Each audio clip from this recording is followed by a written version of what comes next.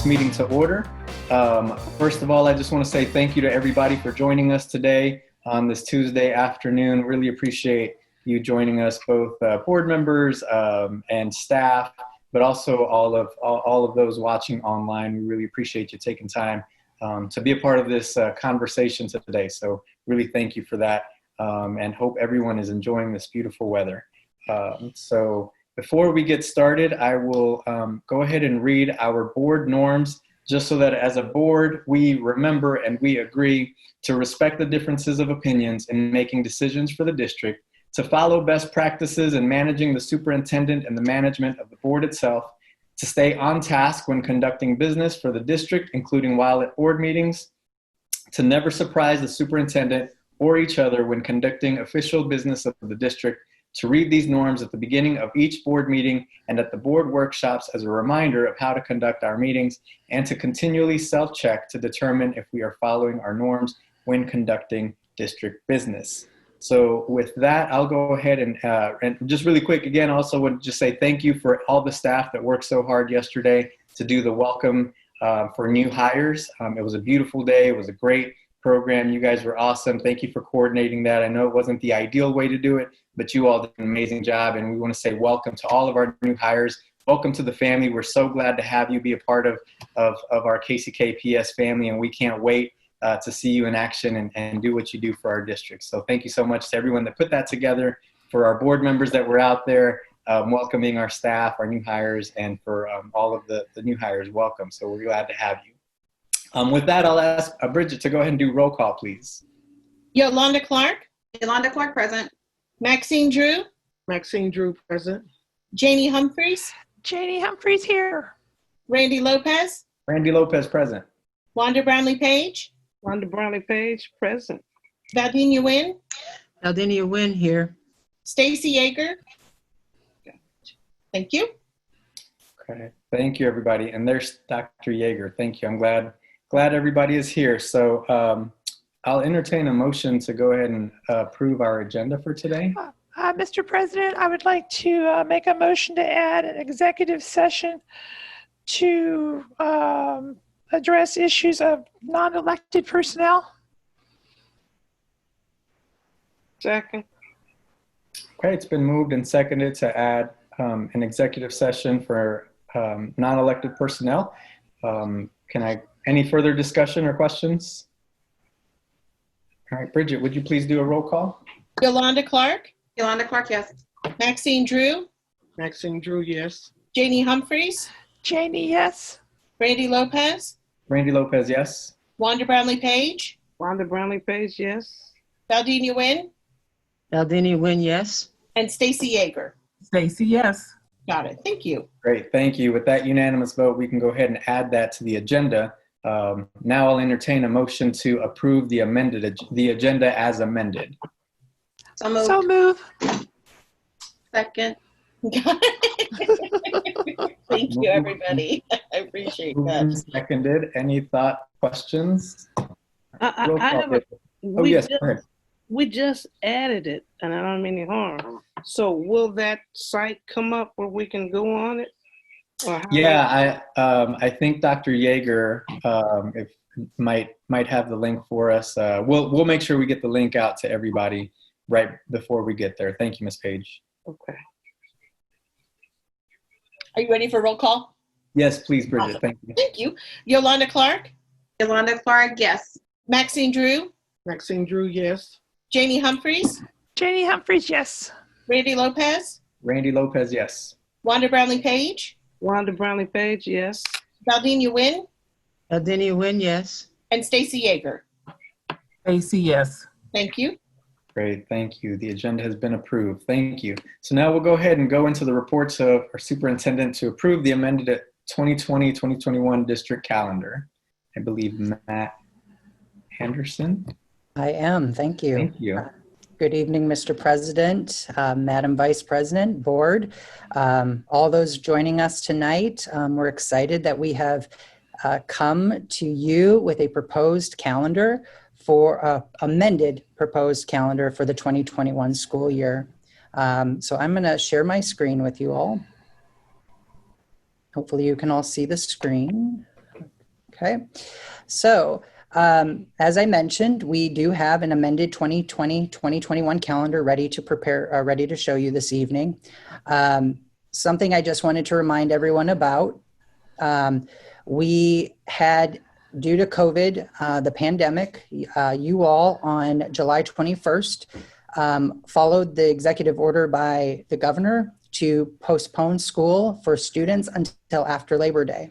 And so that required us to come back and reconvene a calendar committee to amend the calendar to make sure that we met the required KSDE seat time minutes, but then also ensure that we have a 186-day calendar for our teacher contract. And so tonight we'll propose the calendar that we have brought forward. As a reminder, for legal considerations, this is part of the KASA 723115. The board has to approve a calendar for the year, which you had already done back in January, I believe. And so we just are coming back to prepare you this one. And so I'm going to let Dom DeRosa, our NEA president, talk about the calendar committee process that we went through. Good evening, board, and thank you for allowing me to speak at this time.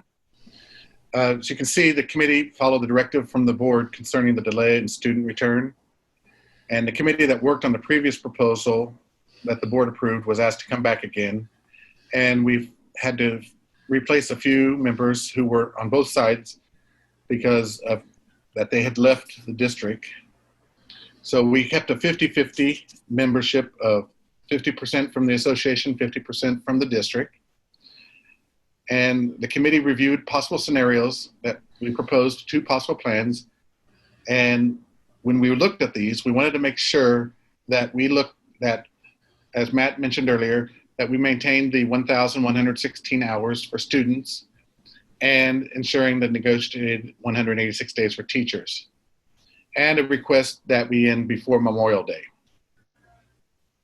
So we presented that, and the association, in conjunction with the district, sent out the 2 proposals for the staff, and we voted. We had 256 people respond, and as you can see, option A was the option that the staff voted on.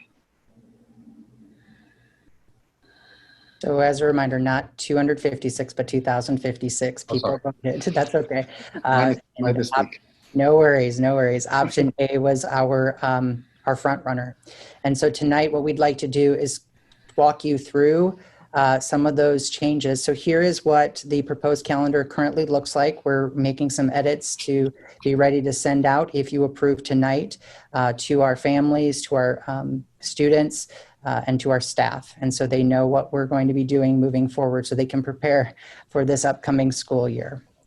So this is kind of hard to see. So what I'm going to do is I'm going to walk through some of the key changes from our current 2021 calendar with our amended. So that way you can see the differences and how they've changed. So what are some of the major differences between the two? Well, obviously our teacher start date is going to be different. Our proposed calendar start date for teachers would be August 17th. On August 7th through the 10th and 11th, this current calendar, we've increased the amount of professional development days up front to get ready for the remote learning that our students and our staff are going to have to engage in. And so this is going to be a new way of learning. Although we did some work in the spring semester, we still have a lot of work to do to make sure that it's tight and that we are providing the best education for our students in a remote learning setting. With that being said, our classroom preparation day has moved from the 6th to the 21st. That is a date that has to be in our calendar. That is part of our negotiated agreement. So that one we had to keep in there. Our student start date, August 12th was the current calendar. According to the board approved motion, we would start after Labor Day. There's been a bit of wondering if it was the 9th or if we could start the 8th. And so what we're proposing tonight is that we would start on September 8th to align to the motion of starting after Labor Day, but then to also align to the date that most of the districts in the Kansas City Metro are doing as well. So those are just a few of those at the front of the year. We would continue to have a fall advocacy date. One of the things we wanted to do was move that fall advocacy date further up into the October to do a check-in to make sure that parents and students are feeling comfortable in this remote learning setting, but then to also ensure that we can give our parents a progress update on how students are doing in their work. I feel like I missed something. I'm going to go back 1 second here. Matt, I think you missed the family advocacy. That's why I was saying I want to go back and talk about these. So something that we didn't have in our current calendar was family advocacy days up front in the school year. We're proposing that we would take a full week to do a family contact time. This family contact time would allow for us as a system to provide our families with the necessary curriculum and instruction materials so we can distribute those to families, get out any devices that our families would need if they don't have them currently, to get out the hotspots. It also will allow us to work with families to ensure that they understand the remote learning log that has to be completed on a daily basis. This is very important because this is how we are funded. And so we want to make sure families understand how they need to fill those out, where it's going to be housed, and all of those things. It will also allow us to get necessary paperwork completed. For example, we have the nutritional services needs their paperwork filled out so we can receive federal funds for meals and things like that. So that's a lot of time where we can really help develop our families to be ready for this remote learning setting. So I apologize that I missed that. Our end of quarter obviously has to be pushed back because our start date pushed back. So throughout this, you'll notice that we have end of quarter dates and where they are with the corresponding in-service date that we would have along with records prep. We have removed the non-teacher duty days to account for time to make up the 186 days.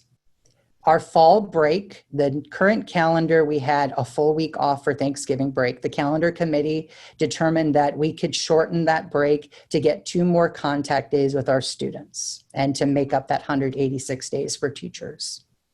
The same with winter break. We had 2 full weeks off for winter break. The calendar committee determined that we could shorten our break by 2 dates and still have contact time with students on the 21st and the 22nd.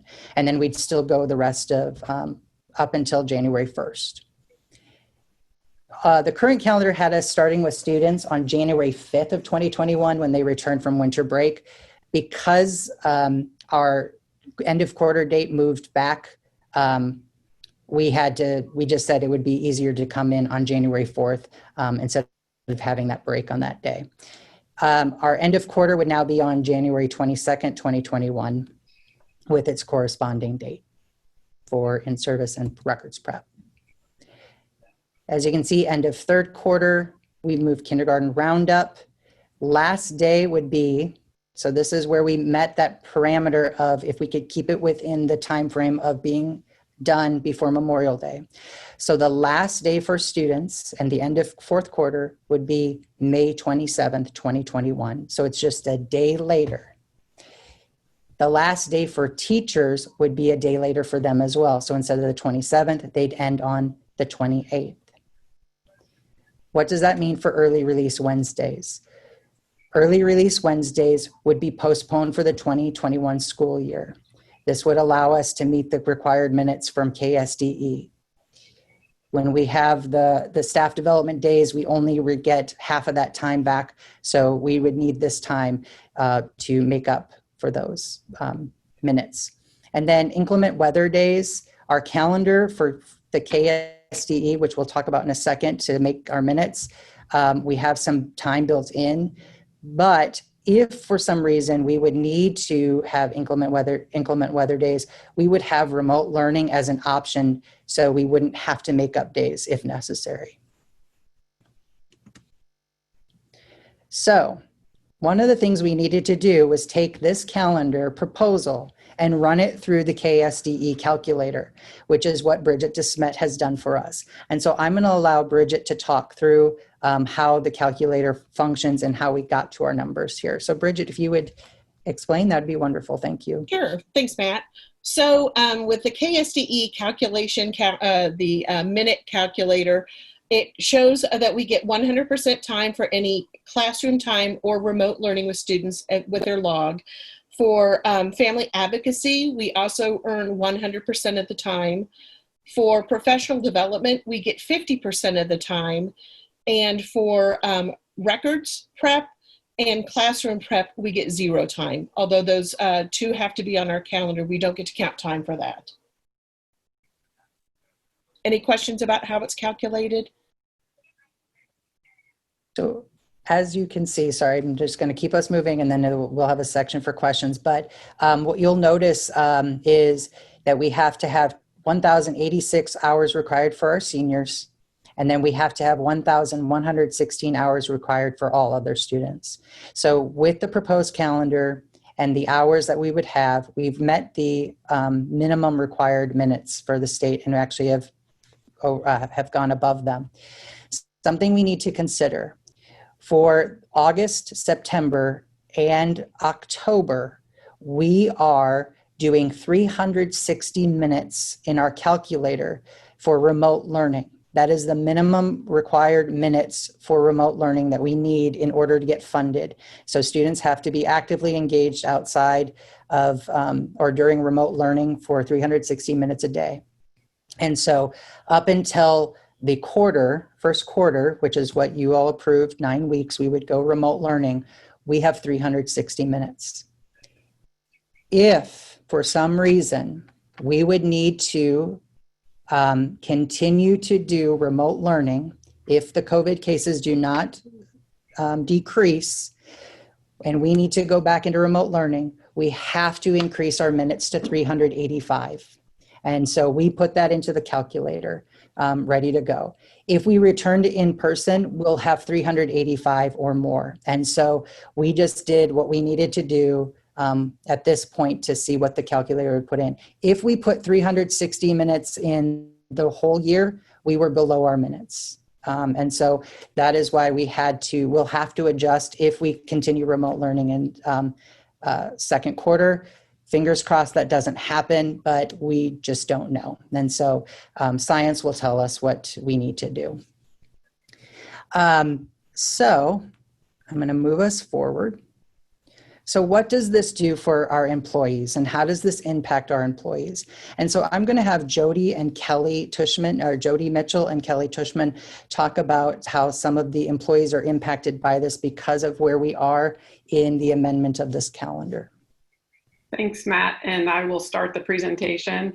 When we were thinking about this, we wanted to make sure that all employees would be paid at the same time that they were expecting to be paid. That's very important for us. And so we know that the employees that were planning on coming back on the 6th and had planned their finances to be paid on August 15th, obviously with a calendar change would change their pay dates potentially. So with this proposal, we would also like to state that we would like to keep the current pay structure intact so that no changes would be made to any employees regarding when they were paid, that they would continue, they would see no break in paycheck, they would continue to get their pay as scheduled so that there's no issues there for, finances and that thing. So our 186-day classified employees, we listed a couple of those positions there so we know who we're talking about. They would still follow the 186-day teacher calendar if that is approved, and their actual physical start date, their work date, would be August the 17th. We would also recommend that our 186-day nutritional services and transportation employees, we would like them to still return on August 6th, and then we would recommend that they are paid for an additional 7 days. So to kind of break that out a little bit, initially we had stated that all 186-day employees would return August the 6th, classified included. So now if we propose that they return on the 17th, we have those two groups of employees that they would see impact to payroll. So our proposal would be that we continue to have them working as they were scheduled, and that they would still just receive their normal paycheck on 8/15 after they've worked. And we costed it out, and that would be an additional cost of $391,000.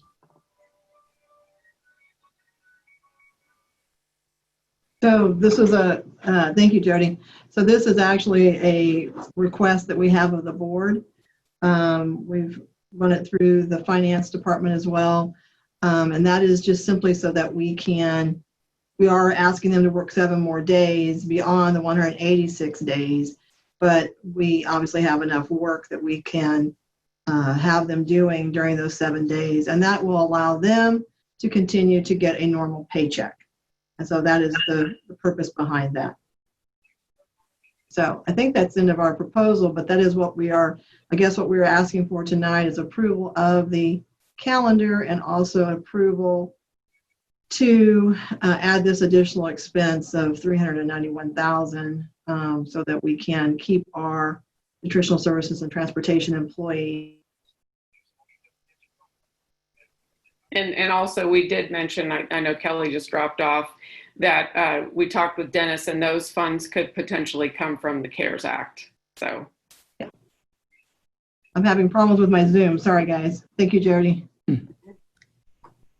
So as we wrap up just kind of the presentation part, I do want to give a shout out to all of those folks that at the last minute were called to come together to help put this or to get our calendar committee together. So I do want to give them a shout out.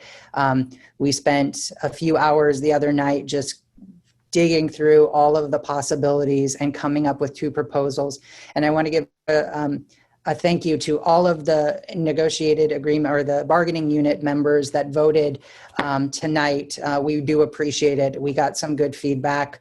We got a lot of thank yous for thinking of them and all that. So I do want to thank them for taking their time to vote.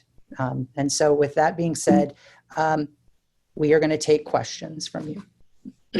Matt, this is Dr. Stacey Yeager. I want to thank you for and your team, Bridget, Jody, Kelly, everyone who was involved in helping out with the logistics of this. I'm really glad that the teachers had a way to provide input so that we can get proper representation along with other staff. And I think it's very important that we consider funding those positions, nutritional services, bus that was on there, using that additional money because they had expected to come back to work. And it's really important that they have the funding needed to support their bills. So I would say thank you, and I would support us reallocating funds to ensure that we take care of our staff. Thank you, Dr. Yeager. Took the words right out of my mouth. Absolutely. I just wanted to thank, before we get to any other questions, thank Matt and Dom and the rest of the calendar committee. I had the privilege of sitting in on one of the committee meetings and hearing the thoughtful approach that you all took to make this work for staff, for teachers, for the district, for the community, and our students. And so I just want to really say thank you for your thoughtful approach and the time and the commitment to put this together. So we've got a couple of things that are being requested of us, as Ms. Tishman and Ms. Anderson mentioned, to approve the revised calendar and to approve the amount that's needed to fund the additional the work. So before I open up to additional questions or thoughts, just want to, from Dom's side, again, I appreciate all the teachers and the bargaining unit that took time to vote. So Dom and Matt, so just want to be sure. So from your end, this is the recommendation, what you presented from the bargaining unit and the calendar committee, that the board approved the recommended calendar that was suggested. And then the second question, it would be for Mr. Covington in terms of what would that request for those additional dollars do to our budget for this year? How does that impact our budget? So I'll speak for administrators. The administrators on the team, the calendar committee, really appreciated, and then the feedback we got from administrators from across the system was they really appreciated that time up front for professional development, as well as that time with families, because they said if they don't have that time, it's going to be really hard to have a successful implementation of remote learning. And then it also gives our families an opportunity to ask questions and understand what their responsibilities are, instead of rushing into it, but gives us a lot of time to really work with everybody. So the administrators really appreciated that. And so they are on board with the proposed calendar that we have available tonight. And speaking for the association, as I mentioned earlier, the committee was made up of 50% of the committee was from the association, and we had members that were both teachers and both certified and classified. And the survey that went out was offered to both certified and classified. So we've got responses back from everybody that responded. One major comments, and I will echo Matt on this, is the idea that having some time at the beginning for planning, for learning how to teach remotely better than we've done in the past was a big concern. And I think having these extra days at the beginning really does help that, to make our staff feel comfortable before we even get into the situation with students. And then either Ms. Tishman or Mr. Covington, if you're available to speak to, and I think you touched on it, but just that additional funding request or the money, how does that impact our budget? You said it would come from the CARES Act. Just curious if you could reiterate that a little bit for us. Is there? Okay, yeah. Yes. Remember our CARES Act funding was $8.5 million. And right now, the only thing that we have really allocated those funds towards was reimbursement costs for all the PPE stuff that we've purchased. There was a proposal of some things that we could charge CARES funding, like if our revenue doesn't come in as projected, was the transfer of custodial staff to CARES, which was about $1.5 million. There was a proposal to pay a stipend to all the people that work doing the food distribution during the spring for the COVID. That came to about $1 million. And the child nutrition lost about $2 million doing that distribution of food. And even with all of that, there's still $2.5 million left. And so if this comes to 391, you still have about $2.2 million of the CARES Act funding still available for us to do something with. Great, thank you.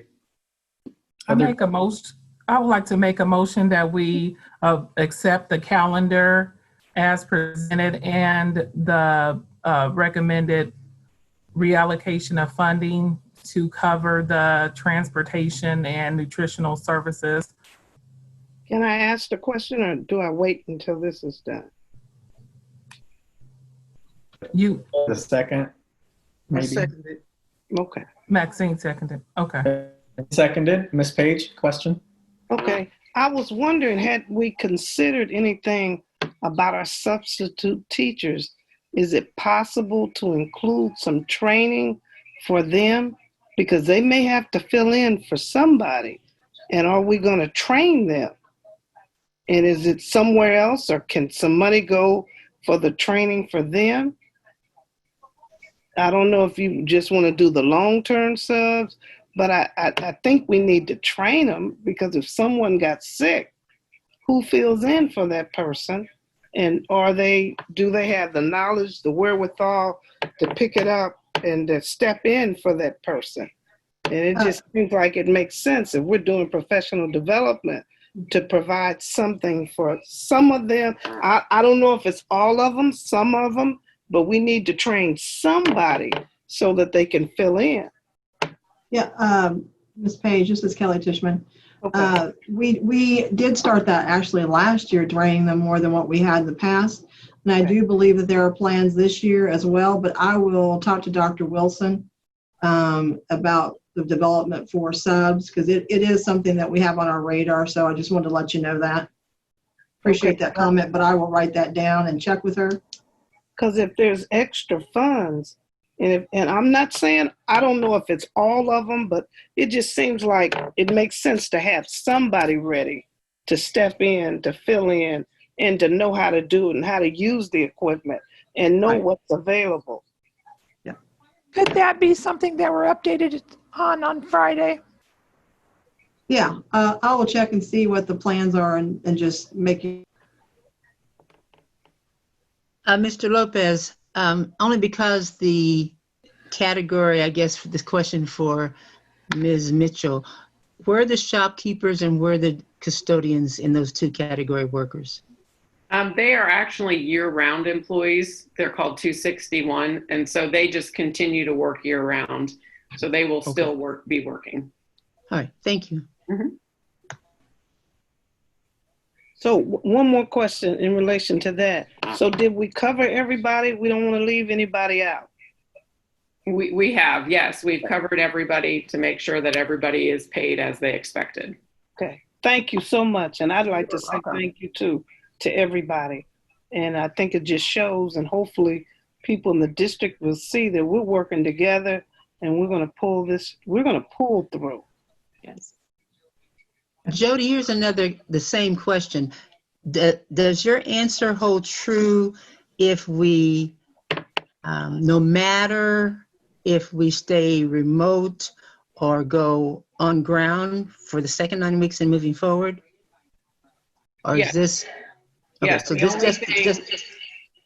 The only thing would be if we continue with remote learning for longer than the 9 weeks, we would need to revisit the transportation and nutritional services depending on what work is available. So right now we're assuming that they will be working because there are things for them to do, obviously. So I would say if we continue remote learning for longer than the 9 weeks, we would want to review that again. Okay, so without a doubt, then this is really only a 9-week plan. Yes. Okay. But it covers. It covers the whole year with the calendar, yes. But understandably, for just those two categories of workers, nutritional workers and bus transportation, yes, that would have to be adjusted. Yes. Yes, that's correct, Dr. Nguyen. Thank you. This is Yolanda, and I have a question as well. It may be a little bit off topic, but I hope not. With our hiring of those positions and the 9 weeks, not knowing what will happen next, where are we with that and how those positions being handled? Well, right now, do you want to take that, or Kelly, or do you want me? Okay. Right. My Zoom keeps going in. Okay, yes, of course. So right now, we are not filling those positions because number one, we don't have a need, like you said, and then two, we're just not sure. So we are not rehiring those, so that they are open. We are not hiring those at this time. What other positions does that apply to? That would apply to really any of them that are not grant funded. So if they are grant funded positions, we would need to continue to hire those, or if they are a definite need, if the principal, for example, does know that they need them and can work them in whatever capacity, then that would be a conversation that is had with the hiring manager. But we do understand, obviously, that we don't want to continue to hire and then not have work for our current staff. We definitely don't want to do that. Yeah, okay. That is what makes me a little bit nervous. I definitely want us to be careful, and that's only my opinion. I definitely want us to be careful there and how we have the resources we have and who can be reallocated to other places. Even if the schools do open back up, we know we won't open back up probably to full capacity. So we'll be talking about that Friday too, Yolanda. Remember. Okay. And we will be talking about where our plan is for our classified staff that are in that situation. Can we go ahead and vote? Well, I have another question, please. I'm sorry, Dr. Yeager. Jody, could you explain what exactly employees you are answering Yolanda's question to? The way you answered Yolanda's question, which category of employees did it refer to? Did she ask about? Well, if she was asking about employees that we would continue to hire, so we know that if they are grant funded, that in order to continue with the grant, we need to move forward in hiring those. And that would, for example, it would be special education, paraprofessional, for example, which we know that those employees, we would need them, whether they are, working with the classroom teacher or working in special education. But are you or are you not hiring regular classroom teachers? Teachers, yes. Okay, so who are you not hiring? I was talking about classified, so all certified. And then if they are a classified employee that is grant funded, we would definitely want to continue hiring. So we wouldn't who would continue that hiring mean bus if you're drivers. not hiring. So, Bus drivers. Yeah, bus drivers would be an example. Okay. Anyone else? Yes, I mean, depending on what the needs are of the building. So, for example, if it's a lunchroom monitor, probably don't need those. Okay. Yeah, I think. So, I'm sorry, Jody. I was just going to say, Dr. Nguyen, I think part of it, and I had spoken with Ms. Tishman, and I think she was working on an analysis of those open positions with each department, and was hoping to give us an update on Friday, I believe that was Ms. Tishman, Yes. to give us an analysis of those open positions and what is actually needed or not, and then give us some recommendations and some options on what that looks like, so that we have a good handle on who might or might not be needed to be rehired for those positions. And so I'm hoping that Jody and Kelly would be able to give us that analysis of, like, to your point, Dr. Nguyen, who are those positions, what positions are those, and maybe even the numbers of positions, that would be helpful as well. Thank do you. that. Thank you. That would be great. Thank you. Perfect. Well, I appreciate the work. One quick question is, are there any huge differences with our calendar, this potential revised calendar, with other districts in the metro area that folks brought up in their votes, or that we should be aware of? Matt or Dom or anyone else that would know? I can answer to just some things as we've looked at other calendars as we were doing our work. One thing that usually comes up is there's a discrepancy between the KCKPS calendar when it comes to spring break and that of other districts, and that they don't align. One thing we have to remember is we have a lot of students at our high schools that are taking classes at Kansas City, Kansas Community College. And so our spring break aligns directly with theirs to give our students that opportunity to have a break from that learning. So they're not trying to do all of this stuff that they wouldn't ever get a break to try to do as a student. And so that is one that comes up as kind of a red flag for some, but we have to look out for our students in this case, that they need that time. Great. Thank you. And then, was there anything else, Dom, from the data that you saw? There was a couple people that mentioned that they were glad that we were moving it to September 8th as a start, because that aligns better with the other districts in the area. Great. But nothing glaringly mentioned. Okay. Thank you guys. Really appreciate it, and thank you to the committee.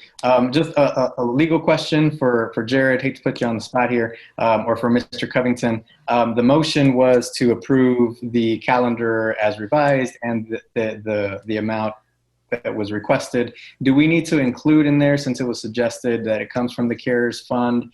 Is that something that needs to be a part of the motion, or is that just something that that administration will work through and make happen? Just want to make sure we get that correct, if it needs to be a part of the motion or not. I think you need to put it in, because you still have to approve the budget, the operating budget that we've already submitted. And so we don't want to have to amend that. So yes, to put it into CARES funding. Okay. Bridget, I'm fine with that, a friendly amendment. And Maxine, are you okay with that? Yes.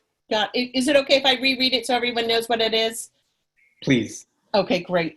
that the Kansas City Board of Education accept the calendar as presented and the recommended reallocation of CARES funds to cover the transportation and nutritional services staff costs. Yes, that's good. Perfect. Any further discussion? Otherwise, Bridget, would you please do a roll call? Sure. Yolanda Clark, Yolanda Clark, yes. Maxine Drew, Maxine Drew, yes. Janie Humphreys, Janie Humphries, yes. Randy Lopez, Randy Lopez, yes. Wanda Brownlee Page, Wanda Brownlee Page, yes. Valdenia Nguyen, Aldenia Wynn, yes. Stacy Yeager. Stacy, yes. Thank you, everyone. Motion passes. Thank you so much for that work, everybody. Really appreciate it. Now we'll go ahead and continue on to approve the amended preschool calendars. So board, thank you so much for that approval. I know we have a lot of happy employees knowing what's happening and as we move forward. So thank you. And we'll be communicating all of the information that we have approved tonight with our staff. So to move us forward, along with our amended 2021 school calendar, we do have to amend our early childhood 2020-2021 calendar as well to make sure that we are in alignment with the state and the Head Start. So option A is the calendar that was approved tonight. And so in your board docs, you were given the two options. And so we're going to ask that you approve option A calendar. Again, this calendar aligns directly to the amended 2021 school calendar that you just approved. And so I'm just going to have Dr. Megan Cook just share a little bit about the calendar so you have some insight into that. Good evening, board.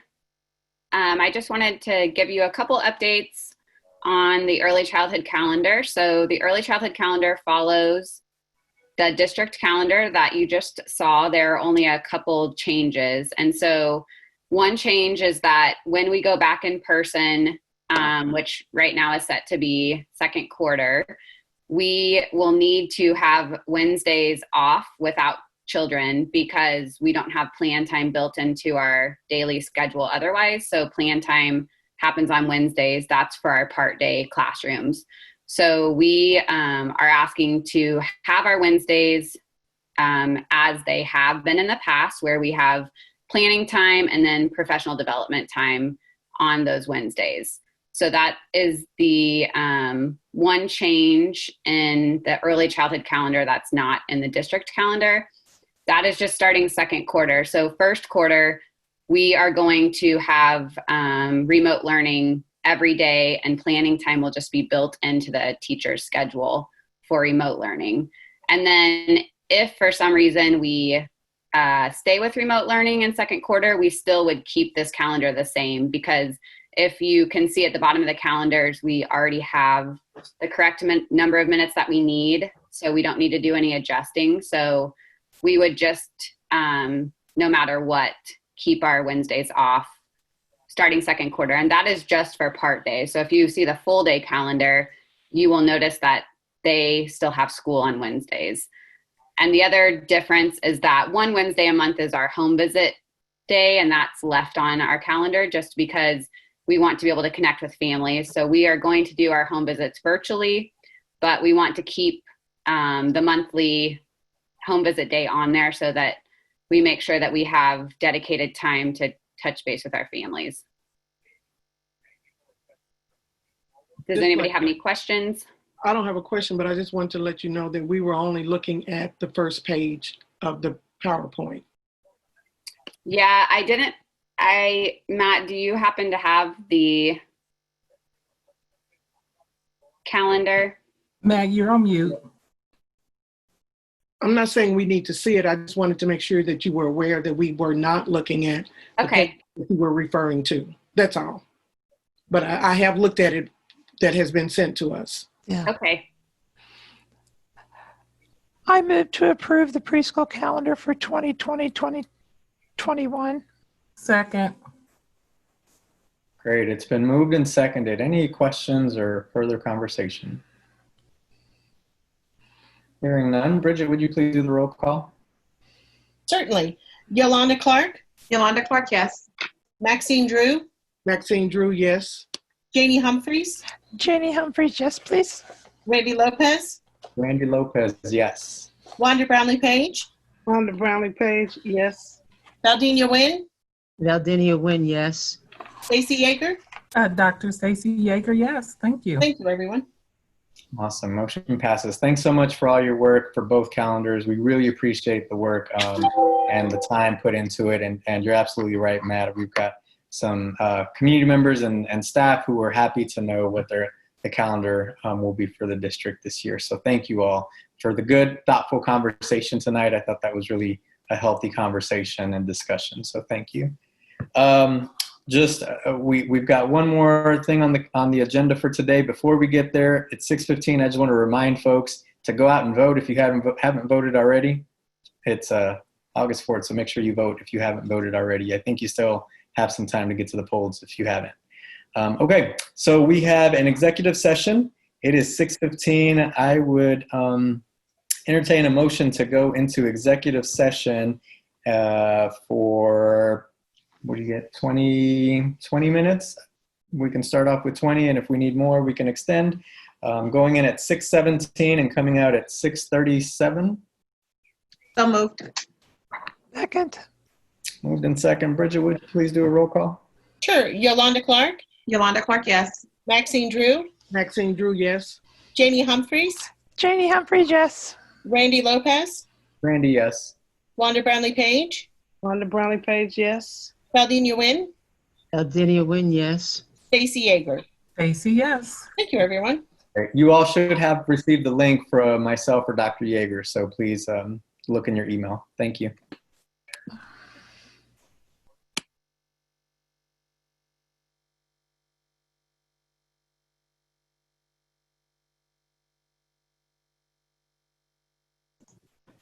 We do not need to stay on here, or do we? No, you don't. The only thing, I just need to stay on to close them out, so you're free to go. So there's no vote or any.